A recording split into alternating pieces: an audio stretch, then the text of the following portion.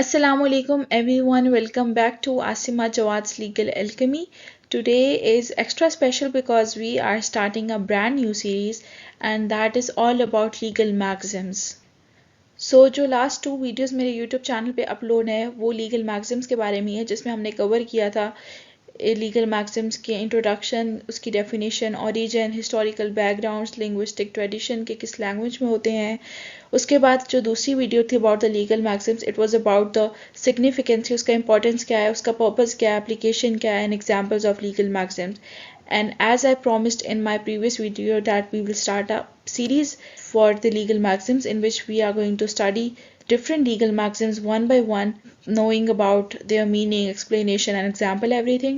So here I am with the first lecture for my legal maxim series, and it is about ab initio. We are going to firstly understand its meaning, then explanation and example.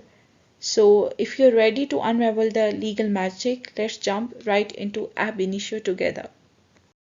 Firstly, we have a meaning of ab initio. So, सबसे पहले तो ये एक Latin language से derive किया गया है. सो इसका ओरिजिन जो है वो लैटिन लैंग्वेज है. So it is a Latin legal maxim. Second thing is translation of this maxim. Ab initio translates to from the beginning, from inception, from scratch और फ्रॉम द स्टार्ट.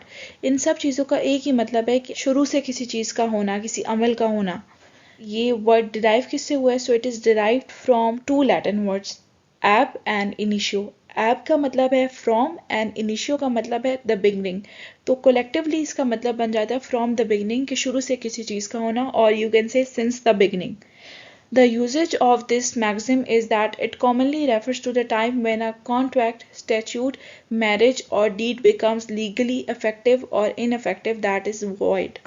तो इसका मतलब ये है कि लीगल कॉन्टेक्स्ट में ये कॉन्सेप्ट उस वक्त अप्लाई किया जाता है जब कोई एग्रीमेंट, कोई एक्शन, कोई कंडीशन, कोई कॉन्ट्रैक्ट, कोई स्टैट्यूट, कोई मैरिज या कोई काम जो है वो लीगली इफेक्टिव हो जाता है, मतलब वैलिड होता है, या फिर लीगली इनइफेक्टिव होता है, मतलब कि इनवैलिड होता है, वॉइड होता है from the very initiation, you can say from the very beginning.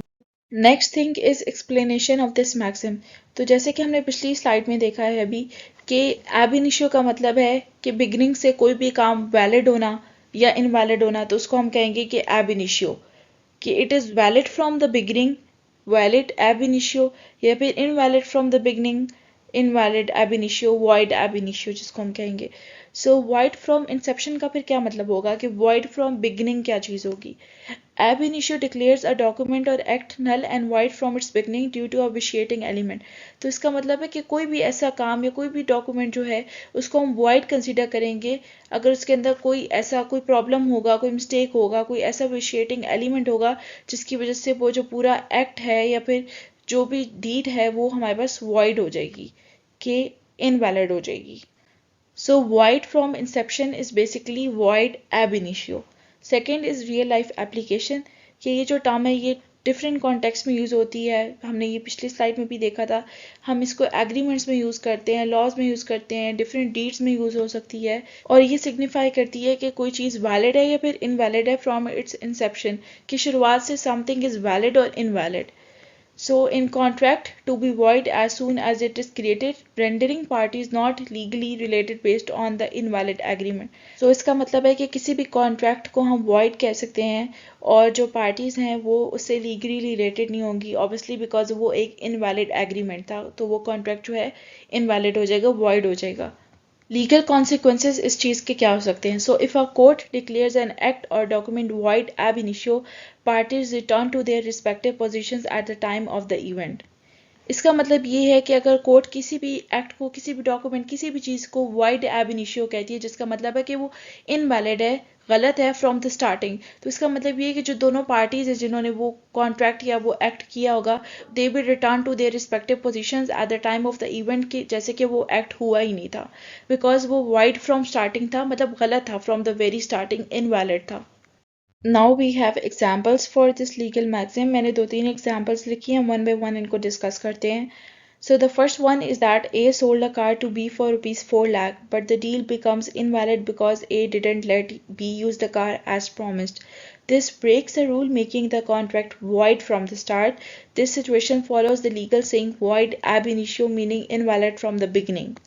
इसका मतलब ये है कि ए ने जो है बी को अपनी गाड़ी बेची थी 4 लाख रुपए में, लेकिन वो जो डील है वो इनवैलिड होगी क्योंकि ए ने जो है बी को गाड़ी यूज़ नहीं करनी थी जिस तरह उसने उसे प्रॉमिस किया था। इसकी वजह से जो है कॉन्ट्रैक्ट जो है वॉइड हो गया, मतलब कि इनवैलिड हो गया फ्रॉम द वेरी स्टार्ट। तो इससे हमें पता चलता है कि ये लीगल मैक्सिम जो हमने अभी पीछे भी डिस्कस किया था, वॉइड एब इनिशियो, कि ये इधर एप्लीकेबल है, that it is invalid from the beginning.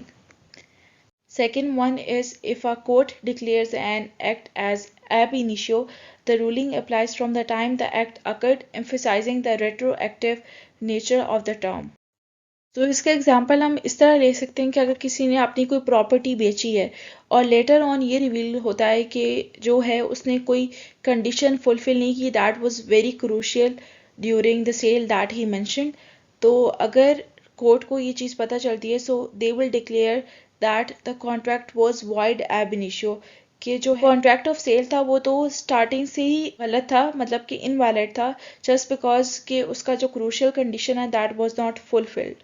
And the last example is a contract deemed effective from the moment it was signed. तो इसका मतलब ये होगा कि कोई भी कॉन्ट्रैक्ट जो है उसकी जब सारी टर्म्स और कंडीशन जो हैं उनको कंसीडर किया जाए कि वो वैलिड हैं फ्रॉम द वेरी स्टार्टिंग, जब पार्टीज ने जो है कॉन्ट्रैक्ट अपना बनाया था, when they put their sign on the paper by accepting the conditions and everything, so we can say that the contract was valid ab initio, that it was right from the very starting because all of the conditions were valid, and that is why the contract is ab initio, valid ab initio. That means valid from the starting. And yeah, that's it about today's lecture. मुझे उम्मीद है कि आप लोगों को ये lecture बहुत पसंद आया होगा. This was our first legal maxim series का lecture in which we covered definition, explanation and example of the maxim ab initio. और इंशाल्लाह हम इस सीरीज को कंटिन्यू रखेंगे और we will learn more legal maxims in this series, and I hope so that you guys will enjoy it and you guys will learn a lot.